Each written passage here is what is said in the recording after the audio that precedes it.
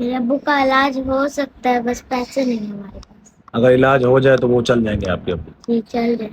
چلے انشاءاللہ آپ کے لیے ہم کرتے ہیں. ٹھیک ہے عبداللہ. آپ السلام علیکم جی. آج عبداللہ پھر میرے ساتھ بیٹھا ہوا ہے. یہ دیکھیں عبداللہ ہے، اس کی بہن ہے. پہلے بھی میں ویڈیو بنا چکا ہوں. عبداللہ چل نہیں سکتا، معذور ہے. یہ میرے اسکول میں پڑھتا ہے.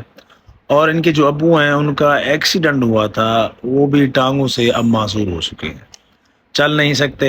کافی ہاسپٹل میں گئے ہیں، جو پرائیویٹ ہاسپٹل ہے وہاں علاج ہو سکتا ہے، لیکن ان کے پاس اتنے پیسے نہیں ہیں. تو میری ویڈیو بنانے کا مقصد یہ ہے، اگر کوئی میری ویڈیو دیکھ رہا ہے تو پلیز پہلے میری ویڈیو کو شیئر ضرور کرنا.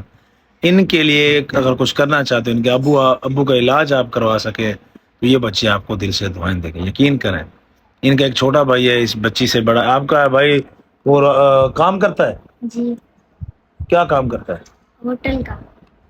دیکھیں اس بچے کی عمر پڑھنے کی ہے، وہ ہوٹل پہ کام کرتی ہے. گھر میں کوئی اور ہے ہی نہیں کمانے والا. ماں ہے، لوگوں کے گھروں میں برتن دھوتی ہیں، کام کرتے ہیں، لیکن پھر بھی گھر کا خرچہ بڑی مشکل سے چلتا ہے. کوئی ان کے گھر کا خرچہ اٹھانا چاہتے، کوئی ان کے ابو کا علاج کروانا چاہتے، یار آپ کو بڑی دعائیں ملیں گی. آپ کے ابو کا علاج آپ بولو ان کو. میرے ابو کا علاج ہو سکتا ہے، بس پیسے نہیں ہیں ہمارے پاس. اگر علاج ہو جائے تو وہ چل جائیں گے آپ کے ابو. جی چل جائے. چلے انشاءاللہ آپ کے لیے ہم کرتے ہیں. ٹھیک ہے عبداللہ. آپ کروا دیں آپ کے ابو کا علاج. ہیں عبداللہ ادھر دیکھو، کروا دیں.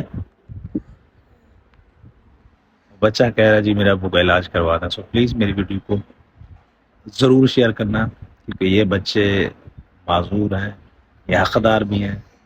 پلیز ضرور کچھ کیجیے. اللہ حافظ.